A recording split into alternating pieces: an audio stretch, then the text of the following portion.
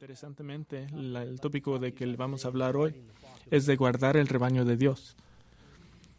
En un podcast reciente del Centro de Predicación Expositoria de MacArthur, se dedicó un episodio completo al papel del anciano en la iglesia como un perro ovejero, como un guardián del rebaño de los depredadores que vienen de fuera de la iglesia y de los depredadores que vienen dentro de la iglesia misma, que es donde realmente está el mayor peligro. El concepto de guardar el rebaño de Dios quizás no sea el tema más positivo para hablar de las Escrituras, pero no es solo necesario, sino que también produce resultados maravillosos. Este es el tópico de hoy, guardando el rebaño de 1 Timoteo 6, 3-5. Esta es parte de nuestro esfuerzo continuo desde 1 Timoteo 4-6 para reforzar nuestra comprensión de la voluntad de Dios para la iglesia, para ser una iglesia en la que la cabeza de Jesucristo puede decir, bien hecho, iglesia, y buena y fiel. Y una vez más, Pablo pone su mira en el liderazgo de la iglesia.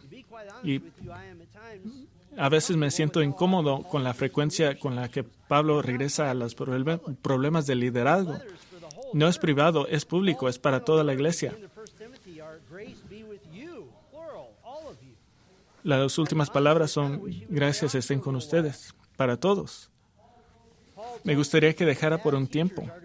Pablo le ha dicho a Timoteo que los maestros falsos deben de ser detenidos, que los líderes deben de enseñar por amor de un corazón puro por el pueblo de Dios, que los líderes deben de participar en la guerra, que es el liderazgo de ancianos y el ministerio pastoral. 13 largos y grandes versículos en el capítulo 3 sobre las calificaciones de los líderes. Tenemos un recordatorio para los líderes que se lideran camino con toda la iglesia siendo una columna y sostén de la verdad del Evangelio de Cristo. Una advertencia para mantenerse alejado de los líderes que enseñan asceticismo, evitando cosas normales como comida y matrimonio. En capítulo 4, somos entrenados para la piedad y la santidad mientras enseñan piedad y rebaño de Dios. Capítulo 4, 6-10. De asegurarse de ganar el respeto de la gente a través de la palabra, conducta, amor y fe, todo mientras mandando y enseñando la palabra de Dios. Demostrar el fruto de la salvación y animar a los demás a hacerlo, de ser persistente. Capítulo 5, 1-2, nos dice cómo corregir y entrenar cada grupo de la edad de la iglesia. 5:3-16, cómo organizar el ministerio a las viudas y el ministerio por las viudas. Y 5:17-25, qué hacer con los líderes fieles y los líderes infieles. Y finalmente, en el capítulo 6, los liderazgo pueden respirar por 2 versículos de cómo los esclavos deben de compartirse con sus amos. Pero inmediatamente regresamos a los líderes. Y ahora, comenzando en el versículo 3, al final del versículo 2, por la primera vez en tanto detalle, Pablo trata con especificidad terrible de las consecuencias de tener hombres no calificados en el liderazgo. Y Pablo habla a Timoteo de guardar el rebaño de Dios. Y diríamos que el versículo 2 comienza esta sección. 1 Timoteo 6, versículo 2, enseña y predica estos principios. Si alguno enseña una doctrina diferente y no se conforma a las sanas palabras de nuestro Señor Jesucristo y la doctrina que es conforme con la piedad, está envanecido y nada entiende, sino que tiene un interés morboso en discusiones y contiendas de palabras, de las cuales nacen envidias, pleitos, blasfemias, malas sospechas y constantes rencillas entre hombres de mente depravada que están privados de la verdad, que se suponen que la piedad es un medio de ganancia. Esta mañana, como parte de nuestro conocimiento de la Iglesia de Jesucristo y cómo debe de funcionar, queremos hablar de este texto dos veces, de 2 puntos de vista. Primero quiero darles una receta de 4 partes de una iglesia no guardada y luego una receta de una iglesia guardada. Primero, una iglesia no guardada y luego una iglesia guardada. Y como introducción, es el rol de los pastores para proveer protección espiritual Los pastores el pastoreo que es mandado en 1 Timoteo versículo 2, debemos de ser recordados como iglesia que velando por él no es solo cosas como la electricidad y todas esas cosas que son necesarias en una iglesia, pero esas son secundarias. Este es velando por la iglesia espiritualmente, pastorear espiritualmente por la protección de la iglesia. Y esta protección tiene una variedad de intensidad.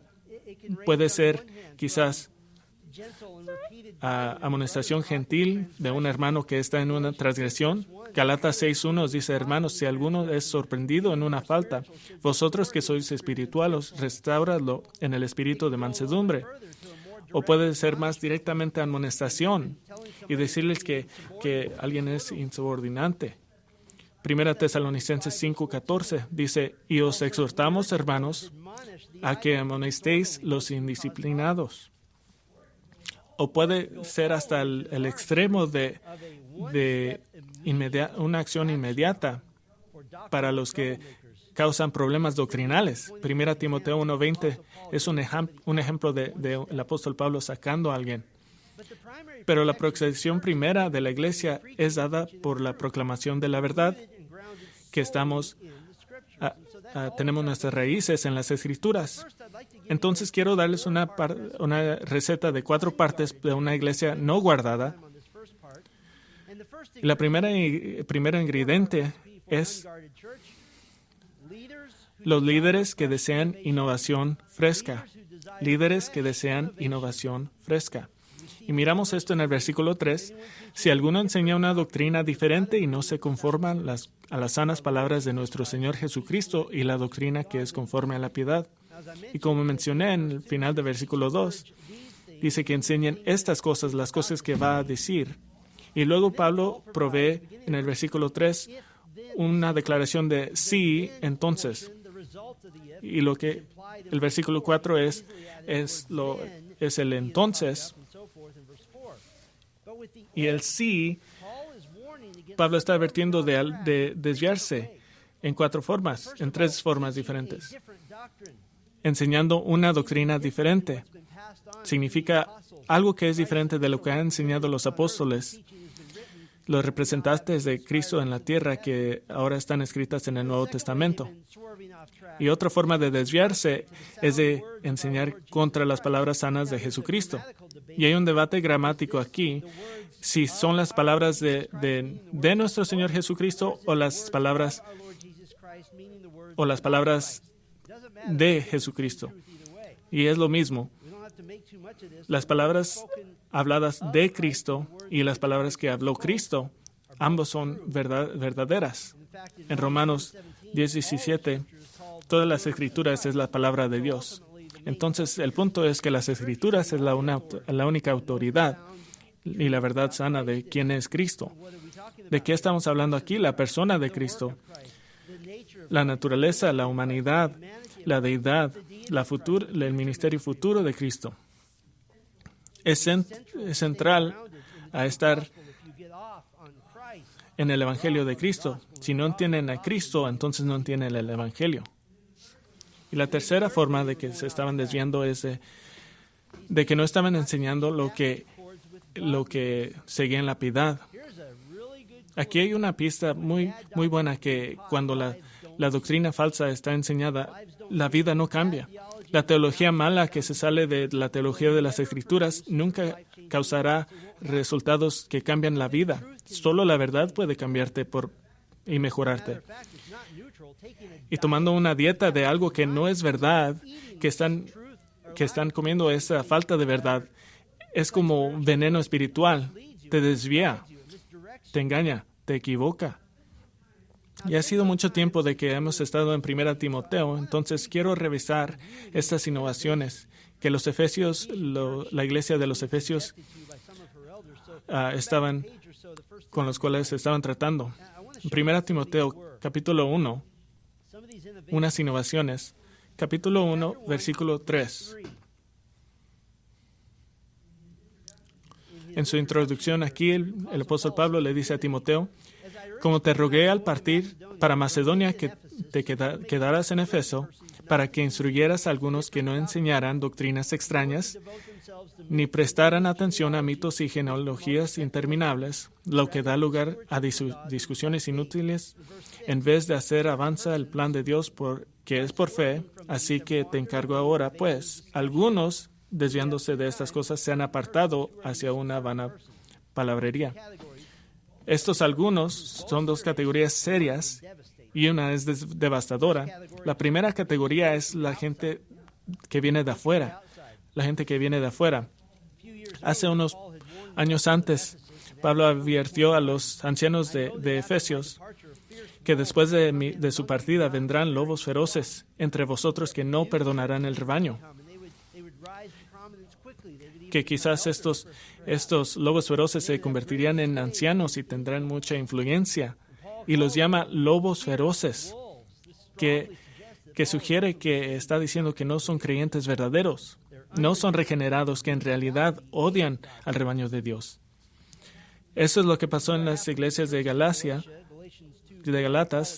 2:4, los falsos hermanos introducidos secretamente.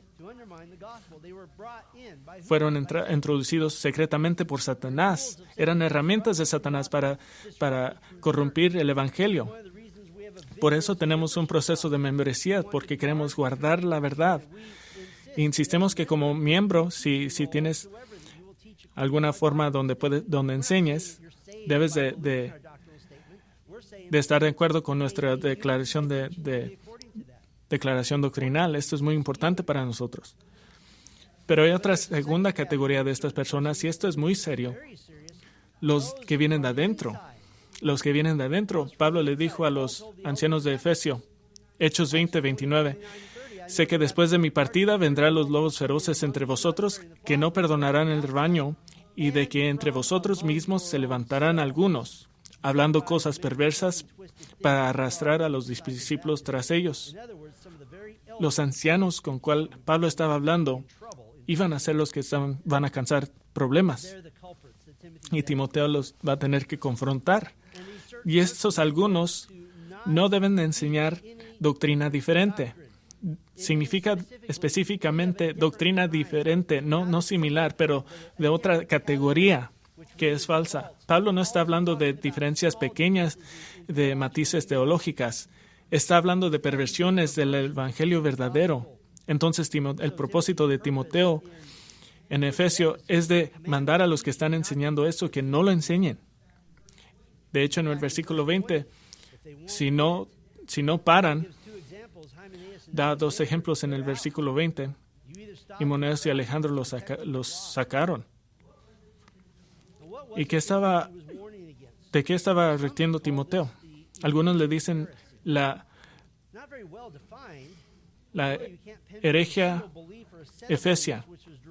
Y no sabemos qué era exactamente, pero lo bueno de esto es que es vaga, que significa que debemos de cuidar contra todo que contradice la sana doctrina. Pero sabemos que hay unas características de lo que sido enseñado. Los problemas de contacto promulgados por los falsos maestros. Voy a darles 7 características. Primera característica es algo opuesto al evangelio verdadero. Algo opuesto al evangelio verdadero. Algo además de la gracia, solo a través de fe, solo a través de Cristo. Estaba siendo presentada. Sabemos que era algo exclusivo. Primera Timoteo 6:20 dice, oh Timoteo, guarda lo que se te ha encomendado y evita las palabrerías vacías y profanas y las objeciones que falsamente se llama ciencia. Que estos maestros estaban declarando revelación divina y quizás era una forma del gnosticismo antiguo que hablaba de estos planos de conocimiento que eran la medida de espiritual verdadera. Quizás estos maestros estaban diciendo que conocían a Dios en formas que otros no podían conocerlo. ¿Y qué creó esto? Esto creó una aura de superespiritualidad. Esto sucede a menudo ahora. Esta es la iglesia carismática y pentecostal. Yo sé más porque Dios me habló. no como muchos líderes de ahora que dicen que escuchan directamente de Dios y luego les dicen al rebaño. Y si tienen experiencia ganan mucho dinero haciendo esto y mintiendo a la gente de Dios, diciendo yo sé esto y tú no lo sabes. Es algo exclusivo, algo opuesto al Evangelio. Y tercero, algo irreverente. 6:20 dice palabrerías vacías y profanas. Capítulo 4:7 dice, pero nada tengas que ver con las fábulas profanas. Es algo que no tiene valor, algo que no es elevado, algo que no es santo. Y podemos identificar las enseñanzas falsas si nos trae a un entendimiento más glorioso del hombre, no de Dios. Otra característica, algo que se aleja de las Escrituras a otro estándar. 2 Timoteo 4:4 dice, y apartarán sus oídos de la verdad y se volverán a mitos. Y quiero darles unos ejemplos concretos en unos cuantos minutos. Y sabemos que era algo que era antigentil. Quizás que los judíos estaban predicando que alguien debía ser judío antes de convertirse en cristiano. 1 Timoteo 2 habla contra esto. Pablo devota una sección larga de defender el Evangelio por siendo en Cristo solamente y para todos los que crean. 1 Timoteo 1 y 2, oren por los líderes de su gobierno gentil. Esto es inaudito para un judío. Versículos 3 y 4, esto agrada a Dios, quien desea que todas las naciones sean salvas. 5 y 6, hay un mediador, Jesucristo, quien es el rescate por el pecado para todos los que creen. Y lo más importante, el versículo 7, Pablo proclama que él se había sido designado por Dios como predicador, apóstol y maestro para los gentiles. Y este es un argumento contra este sentimiento antigentil. Pero también sabemos que esta enseñanza falsa es algo centrado en el conocimiento por sí mismo, conocimiento por tener conocimiento. Que ahora la definición de espiritualidad es lo que conoces, lo que sabes. Y es absolutamente verdad. Pablo afirma en 1 Timoteo 3 que la iglesia es la columna y sostén de la verdad, pero da el propósito de la verdad a Timoteo. Versículo 14 dice, te escribo estas cosas esperando ir a ti pronto, pero en caso que me tarde, te escribo para que sepas cómo debe conducirse en uno de la casa de Dios, que es la iglesia de Dios vivo, columna sostén de la verdad. Esto trae injusticia. El conocimiento debe de ser traducido en una mente nueva, que trae obras nuevas. Y sabemos que esta doctrina era algo que enseñaba que el reino de Cristo era presente, no futuro. Que era presente, no futuro. 2 Timoteo 2:18 habla de unos líderes que se han desviado de la verdad, diciendo que la resurrección ya tuvo lugar, trastornando así la fe de algunos.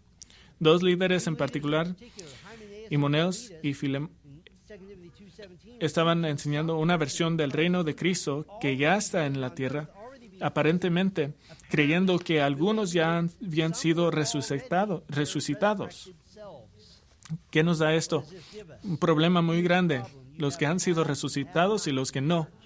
Los que saben y han sido perfeccionados y los que no. Y por supuesto, esto va a trastornar a la fe si piensas que no fuiste resucitado. Y esto nos enseña, en contrario de los que dicen que la soteriología no es importante, esto es lo opuesto. La escatología es muy importante en la iglesia. Entonces, ¿dónde tenían el problema? En todos lados. Los maestros en la iglesia no entendían su soteriología, la comprensión de salvación, la teología propia, comprensión de Dios, la bibliología, la comprensión de la autoridad de las Escrituras, la eclesiología, la comprensión de la naturaleza de la iglesia y la escatología, comprensión de los planes futuros de Cristo. En el versículo 4, capítulo 1, se estaban devotando a los mitos y genealogías, y esto es difícil para interpretar porque es muy vago. pero tiene un sabor judío del Antiguo Testamento que nos da pistas. Las opciones más serían los mitos y leyendas de caracteres de la iglesia, del Antiguo Testamento que quizás creían la gente más que las Escrituras. Por ejemplo, el libro de Jubilo hablaba de caracteres del Antiguo Testamento y muchos lo creían al nivel de las Escrituras. La opción de la genealogía es que algunos estaban tratando de reconstruir las genealogías para establecer su unidad con un tribu o una familia, y en particular podían establecerse como parte del sacerdocio, que ahora tienes algo que los demás no tienen, y sería algo así. El bisabuelo de mi tío Simón contó una vez que su tío Josías mencionó una vez que su antepasado Uziel, quien por supuesto era el hermano menor de Aram, quien era padre de Moisés, así que Moisés es más o menos mi primo, y me siento muy cerca de él. Lo bueno de la naturaleza vaga de mitos y genealogías es que puede ser cualquier cosa que reemplaza las verdades de las Escrituras o de maltratar a las Escrituras para enseñar algo falso. Primera parte de la receta para una iglesia sin guardia: líderes que desean innovación fresca que viola los límites de las Escrituras. Segundo ingrediente: líderes que anhelan la atención del ego. Líderes que anhelan la atención del ego. Versículo 4 dice: está envanecido. Y este es el concepto que se adora a sí mismo. Es de una palabra que significa humo.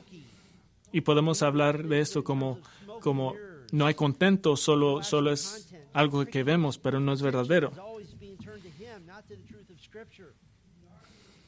Es el árbitro de la verdad y usa la Biblia para verificar lo que él cree.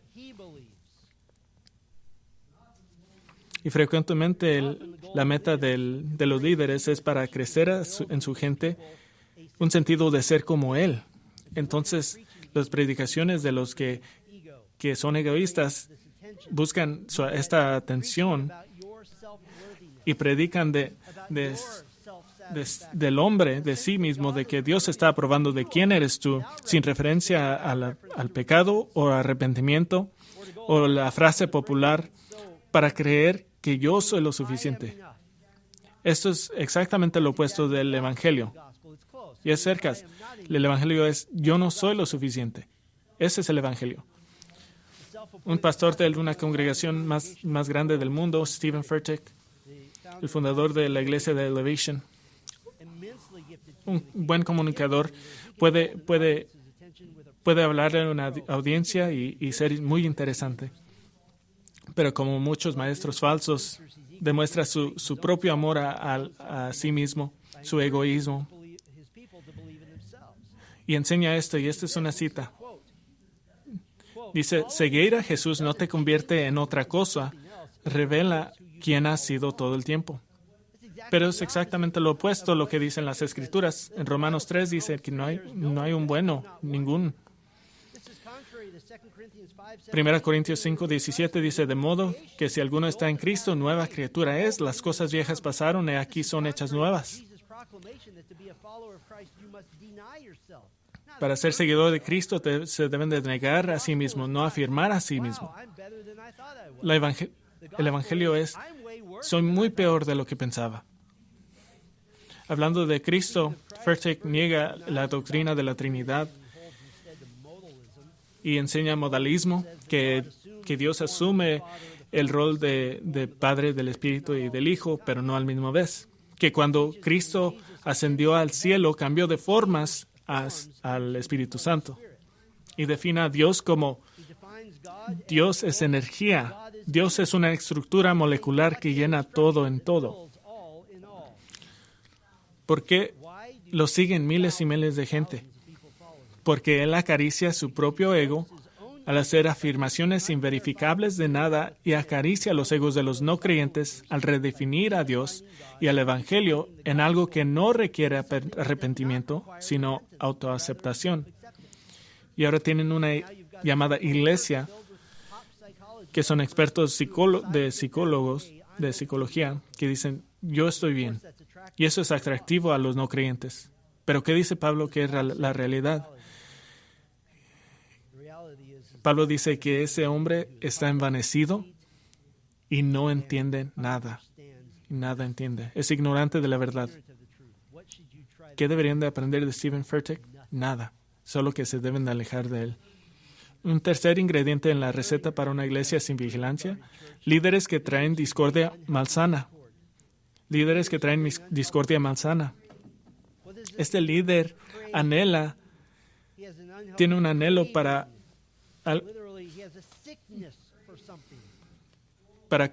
controversia, para discusiones.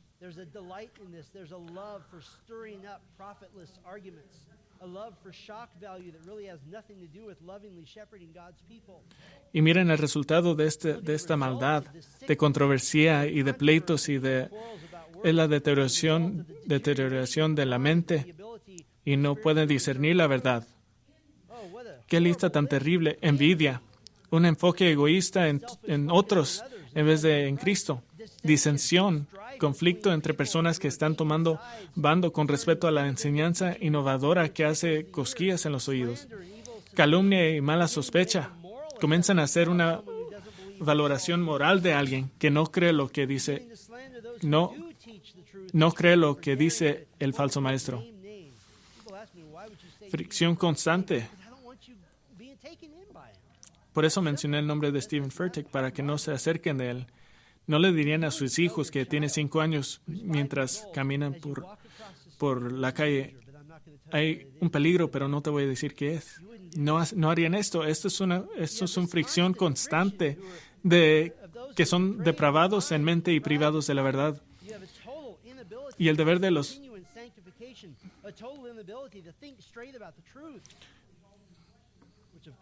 que traen en cuestión la salvación de esta persona si siguen así. Un amor por la controversia y argumentos enseña de deterioración. El que ama debatir y que ama alegar no tiene una vida que es complaciente al Señor. Y quiero hacer algo muy importante. Hablé de líderes que traen discordia malsana. Hay líderes que traen discordia sana de afirmar y en vez de comenzar discordia. 1 Corintios 11:18 dice, pues en primer lugar, oigo que cuando os reunís como iglesia, hay divisiones entre vosotros y en parte lo creo, porque es necesario que entre vosotros haya bandos, a fin de que se manifiesten entre vosotros los que son aprobados. En 2 Timoteo 4:2, Pablo dice, insiste a tiempo y fuera de tiempo, cuando es popular y cuando no es.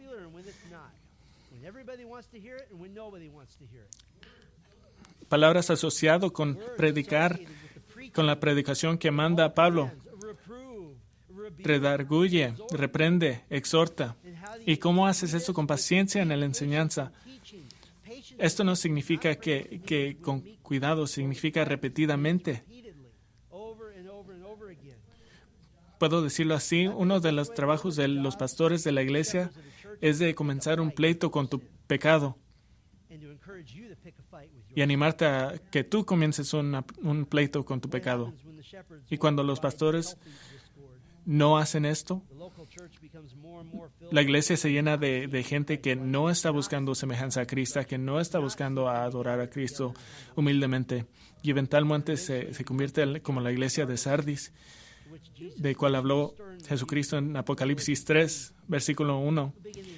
Y escribí al ángel de la iglesia, el líder humano de la iglesia, y escribe al ángel de la iglesia en Sardis, el que tiene los 7 espíritus de Dios y las 7 estrellas, dice esto: yo conozco tus obras, que tienes nombre de que vives, pero estás muerto. Ponte en vela y afirma las cosas que quedan, que estaban a punto de morir, porque no he hallado completas tus obras delante de mi Dios. Acuérdate, pues, de lo que has recibido y oído, guárdalo y arrepiéntete. Por tanto, si no velas, vendré como ladrón, y no sabrás a qué hora vendré sobre ti. Dios va a llegar a sus iglesias y la va a destruir si no se arrepientan. Nosotros somos la iglesia viva, pero dice Jesús, están muertos.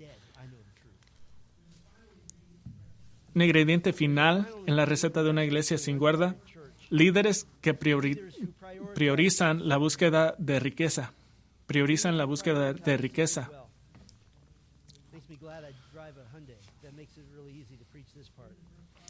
Final de versículo 5. Estos líderes falsos se suponen que la piedad es un medio de ganancia. Y eso nos puede confundir. Aquí piedad no está hablando de semejanza a Cristo. Es una forma. Es lo que 2 Timoteo 3, 1 dice, tener la apariencia de piedad, pero sin tener el poder. Evita a tales personas que usan. Esta es la motivación primaria para ganar más poder.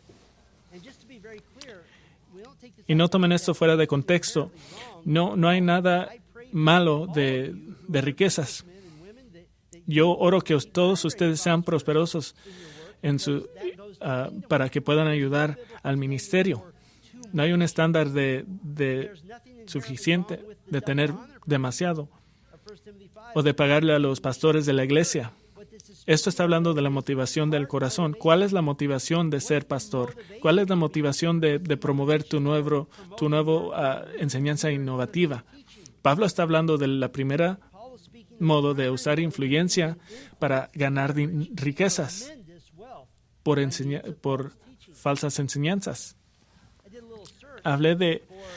Busqué de pastores en América que viven en las casas más grandes. Y no hay un número que es un pecado. Después de 2,500 pies estás en pecado. Pero las casas más grandes, todos están predicando el evangelio de prosperidad. ¿Para qué necesitan una casa de 40,000 pies cuadrados? Y este pecado es desde la iglesia antigua, la iglesia primitiva. Nos recuerda de Eclesiastes 1:9. Dice, lo que fue, eso será, y lo que se hizo, eso se hará. No hay nada nuevo bajo el sol. Cuando empezó el evangelio de prosperidad en la iglesia primitiva. Y quiero tomar unos cuantos minutos para mirar la receta para una iglesia guardada. Y esto es exacto lo opuesto. El primer ingrediente, líderes que guardan la doctrina de la iglesia. Líderes que guardan la doctrina de la iglesia. Esa es la primera prioridad. La iglesia es la columna y sostén de la verdad. Y solo puede ser eso si el liderazgo toma su trabajo seriamente, de predicar la doctrina. No hay texto, no hay doctrina de cual nos alejamos. Solo la predicamos. Y lo que pase, pase. Un predicador quizás no sea innovativo, no sea creativo, quizás no sea tan interesante, pero si es un líder que preserva la verdad, está haciendo su trabajo. En veces creyentes nuevos dicen, no quiero escuchar cosas que ya había escuchado, pero Pablo le dijo a la iglesia en Roma que era la iglesia más madura del Nuevo Testamento. Le dijo en Romanos 1:15,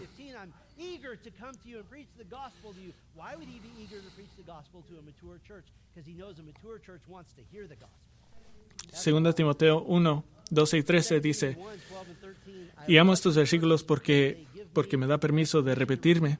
Dice, por tanto, siempre estaré listo para recordaros estas cosas, aunque vosotros ya las sabéis y habéis sido confirmados en la verdad que está presente en vosotros. Y considero justo mientras esté en cuerpo estimularlos recordándolos estas cosas. Esta es una calificación de los ancianos bíblicos. Tito 1:9, reteniendo la palabra fiel que es conforme a la enseñanza, para que sea capaz también de exhortar con sana doctrina y refutar a los que la contradicen. Piensen de esto.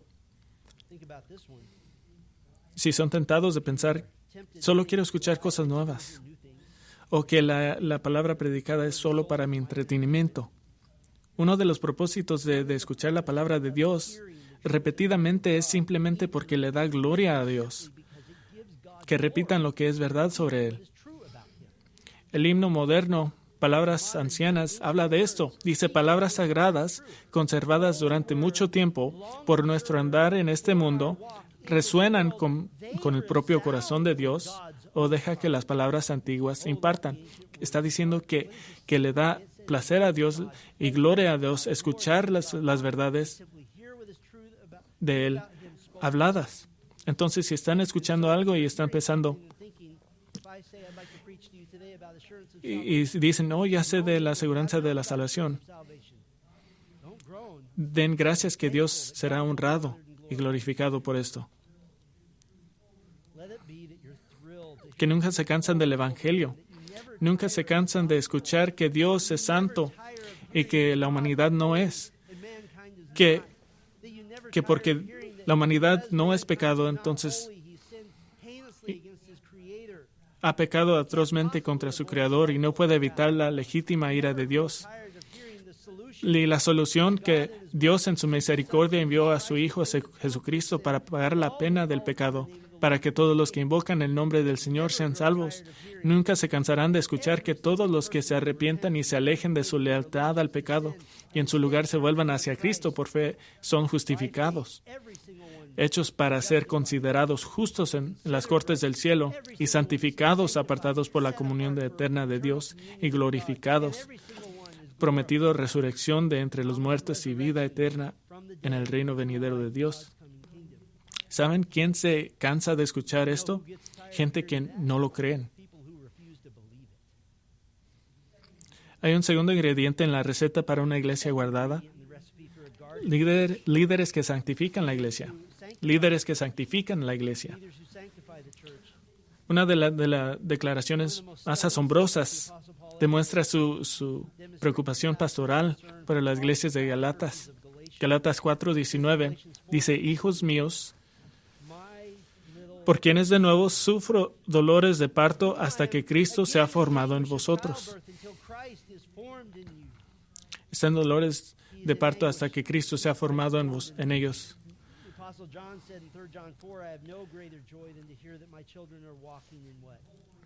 3 Juan 4, no tengo mayor gozo de oír que mis hijos andan en la verdad.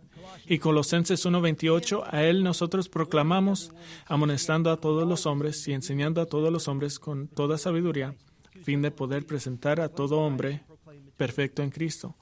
Proclamamos amonestación y sabiduría. Esto no tiene que ver con el egoísmo de un líder o su ropa.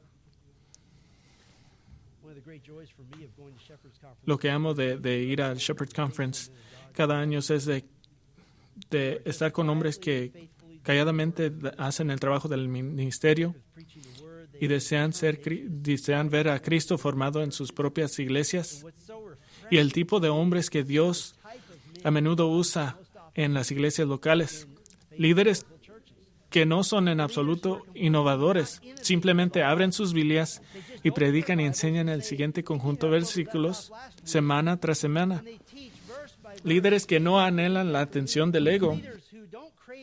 Francamente, algunos de los hombres son los más simples, que se visten con los fieles pastores de la iglesia de Cristo. Dios puede usar a cualquier persona porque no quieren ser como la cultura. No anhelan ser más que predicar la palabra semana tras semana. Y hombres con terribles enfermedades físicas todavía predicando fielmente semana tras semana. Hombres que deben de ser levantados a la plataforma para predicar la palabra. Hombres que anhelan a ver sus iglesias unificadas, sanas, creciendo en el Señor, contento en Cristo, enamorados del Evangelio. Hablo del apóstol Pablo y sus críticas en 2 Corintios 10:10. Dice, porque ellos dicen, las cartas son severas y duras, pero la presencia física es poco impresionante y la manera de hablar menospreciable. Esta es una forma de decir, no es... Un historiador escribió los Hechos de Pablo y no es autoritativo, no es escritura, pero da una descripción de Pablo. Dice que es un hombre de medida estatura y su cabello era escaso y sus piernas estaban un poco torcidas y sus rodillas estaban muy separadas. Tenía ojos grandes y sus cejas se juntaban. Parafraseando, era bajo, calvo y de piernas arqueadas, ojos saltones y uniceja. Cuando conocen a Pablo en el cielo, van a estar asombrados. Pero Pablo comprobó lo que le dijo a la iglesia de Corintios, que Dios escogió lo necio del mundo para avergonzar a los sabios, y Dios ha escogido a lo débil del mundo para avergonzar a lo que es fuerte. Tercer ingrediente, líderes que trabajan hacia la unidad. Líderes que trabajan hacia la unidad. A diferencia del versículo 4, un anhelo enfermo de controversia y peleas que producen envidia, disensión, calumnia, sospechas malas y fricción constante. Estos líderes anhelan la unidad. Y deje darle 3 partes a la unidad que nos ayudarán. Primera parte es unidad doctrinal. Unidad doctrinal. Efesios 4:13 manda que los pastores de la iglesia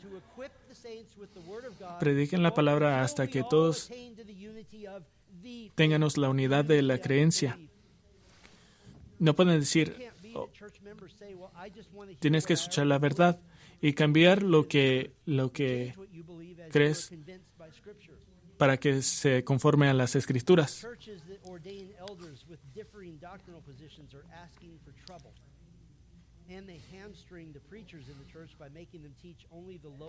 En vez de predicar la palabra del texto de las Escrituras, hay unidad doctrinal, una segunda parte, sumisión a la autoridad, sumisión a la autoridad. Primera Tesalonicenses 5, comenzando el versículo 12. Pero os rogamos, hermanos, que reconozcáis a los que con diligencia trabajan entre vosotros y os dirigen en el Señor y os instruyen, y que lo tengáis en muy alta estima con amor por causa de su trabajo. Vivid en paz los unos con los otros. Y humildad personal. Filipenses 2:3. Nada hagáis por egoísmo o por vanagloria, sino que con actitud humilde cada uno de vosotros considera al otro como más importante que a sí mismo. Y los 3 elementos son necesarios y todos comienzan con los líderes. Los líderes están más preocupados por la actitud doctrinal y modelan la sumisión al someterse a la voluntad de Cristo para la iglesia y al someterse a uno al otro. Y modelan humildad personal. Se esfuerzan por no tener un temperamento exaltado, no ser beligerantes, no tener que salirse con la suya todo el tiempo, no estar ansiosos por ser servidos, sino ansiosos por servir.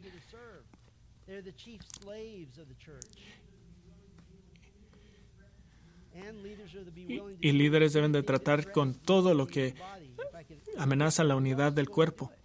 ¿Quién más lo hace? Último ingrediente. Líderes que aman a la iglesia. En vez de ser un líder que piensa que el ministerio es una forma de usar a la gente para sus propios fines, el Señor quiere líderes que realmente aman a la iglesia. Y no solamente el concepto de la iglesia, pero que aman la gente que compone la iglesia. Pablo le dijo a los romanos en Romanos 1:11, porque anhelo veros para impartiros algún don espiritual a fin de que seáis confirmados. Le dijo en Filipenses 4:1, así que, hermanos míos, amados y añorados, gozo y corona mía, estad así firmes en el Señor, amados. ¿Escucharon esto? Que la iglesia era el gozo y corona de Pablo, su recompensa, que la iglesia es la recompensa de los líderes. Primera Tesalonicenses 2:19, Porque ¿quién es nuestra esperanza o gozo o corona de gloria? ¿No lo sois vosotros en la presencia de nuestro Señor Jesús? Esto es fenomenal. Esto es Pablo diciendo que, y usando mi imaginación santificada, dice, Pablo está diciendo, Nuevo Jerusalén será tremendo y el mundo nuevo será tremendo, pero quiero demostrar a ustedes, a la iglesia, eso será tremendo. Que mientras está enseñando, mientras predica y predica y predica y ora y conseja y instruye, según Hechos 20, llora y enseñó el Evangelio y a Cristo. Cuando ve que están creciendo en semejanza a Cristo, le da un gozo y dice,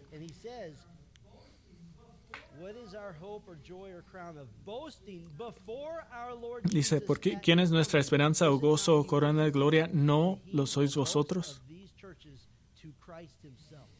Si tienen hijos pequeños, saben esto. Hacen algo y quieren enseñárselo. Y Pablo dice, miren el que dice que nunca llegaré a la salvación. O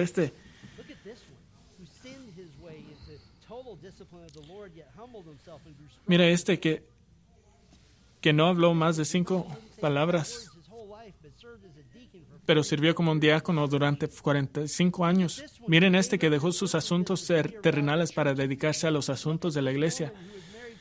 O que estaba casado con una mujer no creyente, pero que era amorosa, mansa y obediente de Cristo.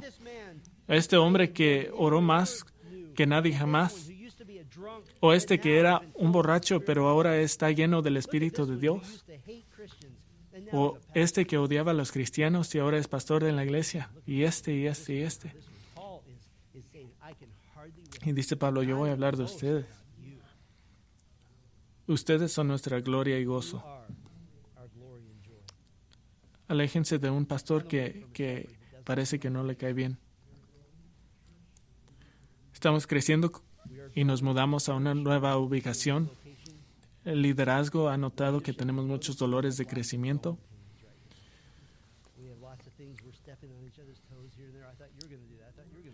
Estamos en una curva de aprendizaje empinada en este momento, pero sepa esto sobre el liderazgo.